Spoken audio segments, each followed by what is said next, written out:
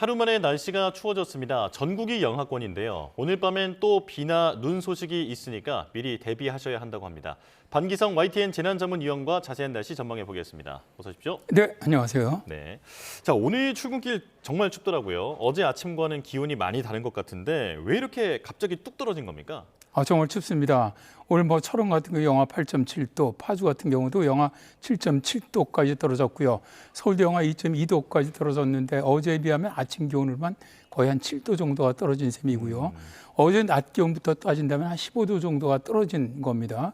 이렇게 갑자기 추워진 것은 어제만 해도 기압골 영향을 받고 있었는데 오늘은 북쪽에서 시베리아 고기압이 남하했죠. 1031 헥토파스칼 시베리아 고기압이 남하하면서 일단 차갑고 건조한 공기가 우리나라 쪽으로 들어왔고요. 이제 두 번째는 상층에 5km 상층에 전리저기압이, 그러니까 지난주에도 왜 눈 많이 오고 그럴 때 전리저기압이 만들어졌지 않습니까? 그런 식으로 또다시 전리저기압이 만들어졌는데 이렇게 전리저기압이 만들어지는 경우 상층에서 반시계 방향으로 저기압이 불어 들어가지 않습니까? 그러다 보니까 북서쪽에는 찬 공기를 우리나라 쪽으로 계속 끌어내리는 이런 역할을 해주고요. 예. 세 번째는 지상에서 가까운 1.5km 상공 기온도 보니까 서울 상공 기온이 어제는 영상 3도였는데 오늘 아침에 영하 6도거든요. 그러니까 어제에 비해서 한 9도 정도가 떨어진 그러네요. 셈이죠. 이러한 여러 가지 원인으로 기온이 뚝 떨어진 겁니다. 북쪽에 찬 공기가 갑자기 밀려 내려왔다 이렇게 보면 될 것 같은데 인천에는 첫 한파주의보까지 내려졌습니다. 한파주의보 사실 워낙 많이 듣는 얘기라서 이 용어가 익숙하긴 하지만 그 기준이 뭔지는 좀 궁금하거든요. 일단 겨울에 10월서부터 그 다음에 4월까지 한파특보가 발령이 되죠. 네. 그래서 특보에는 이제 주의보와 경보가 있는데 오늘은 이제 주의보만 말씀드리겠습니다. 주의보 같은 경우는 전일 최저기온보다 오늘 아침 최저기온이 10도 이상 떨어지고 기온이 영상 3도 이하여야 되고요.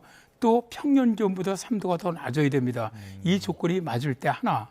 두 번째는 이제 영하 12도 이하로 이틀 이상 지속될 것으로 예상될 때 주의보가 발령되는데 오늘 같은 경우는 첫 번째 기준이죠. 그러니까 상당히 독특하죠. 대개 중부지방 아니면 강원 지역 이렇게 따로따로 지역으로 주의보가 발령이 되는데 한파특보가 네. 오늘은 인천만 나왔거든요.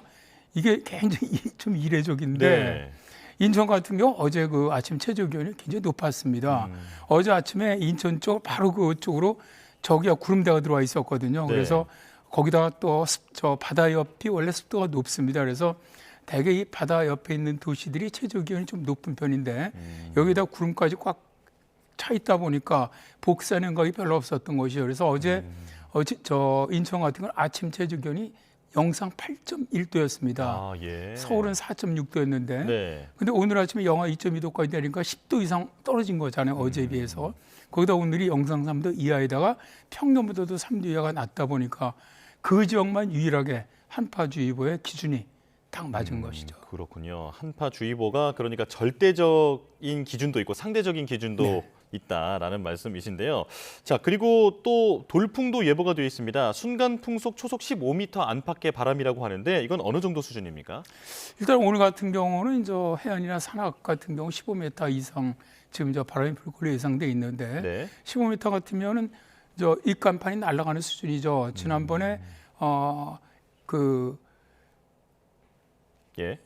우리가 20m 정도 되면 나오는 것처럼 우산이 제대로 그 바람을 받고 걸어가기 어려운 정도고요. 예. 15m 정도면 입간판이 날아가는 정도인데 대개 지난번에도 왜 분당에서 그때 바람이 불어갖고 입간판이 날아가고 시내버스를 덮쳤던 경우가 있지 않습니까? 예. 바로 이런 정도로 상당히 강한 것이고요. 특히 이제 이런 바람들이 물론 산악은 더 강해지지만 이런 도시 같은 데 들어오면 큰 빌딩이 있는 지역은 빌딩이 가세가 됩니다. 네. 그 예상보다도 훨씬 더 바람이 강해지는 경우가 굉장히 많습니다. 그래서 특히 산악이라든가 해안 이런 지역이 바람은 강하지만 도심 지역에서도 이런 어떤 시설물이라든가 입간판 이런 건 상당히 좀 결석을 잘 해야만 합니다. 네, 안 그래도 간판이 날아갈 정도의 바람인데 도심에서는 빌딩풍까지 더해져서 더 강한 바람이 불 수도 있다. 주의가 필요해 보입니다. 자, 그런데 바람이 강하게 불면 이제 체감 기온도 떨어지잖아요. 어떤 변화가 있습니까?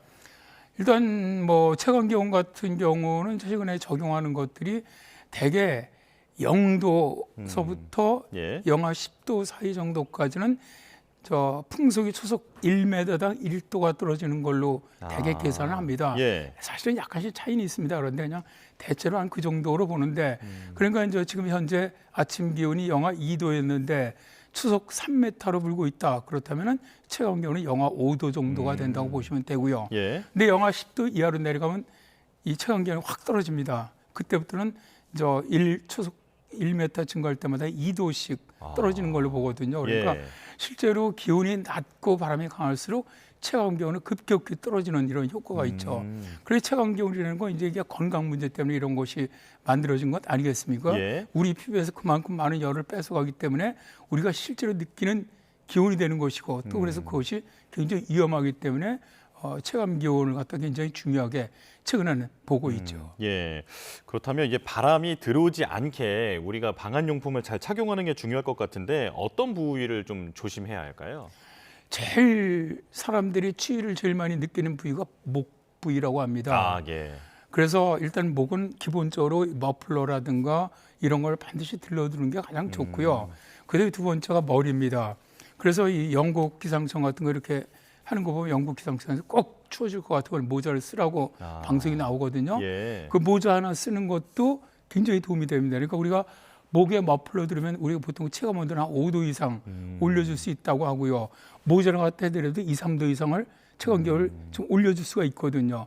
그다음에 저 같은 경우는 손, 그다음에 발 예. 이런 데가 이제 가장 열을 많이 뺏기는 그런 곳입니다.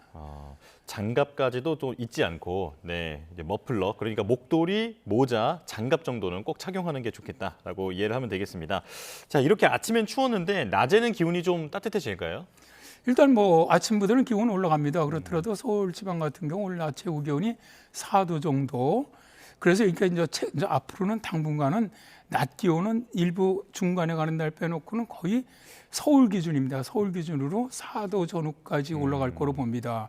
그래서 이렇게 가다가 이번 주 금요일이죠. 네. 6일만 서울의 기온이 좀 올라갑니다. 그래서 한 6도에서 7도 정도 올라가고 다시 토요일서부터 다음 주 월요일까지 또 춥습니다. 춥고 나서 다시 화요일 날, 다음 주 화요일 날 정도에 기압골이 들어오면서 약간 기온이 올라갑니다. 그리고 나서 다음 주 화요일 지나고 이후에도 다시 기온이 뚝 떨어지거든요. 그러니까 이제 당분간은 대체로 한 4도 좀 약간 올라간다고 하더라도 5도 이 정도 전후고요. 이런 기온이 당분간 계속되니까 실제로 바람이 좀 더 불게 되면 낮에도 체감 기온 같은 경우 거의 0도 전후라고 보시면 됩니다. 예.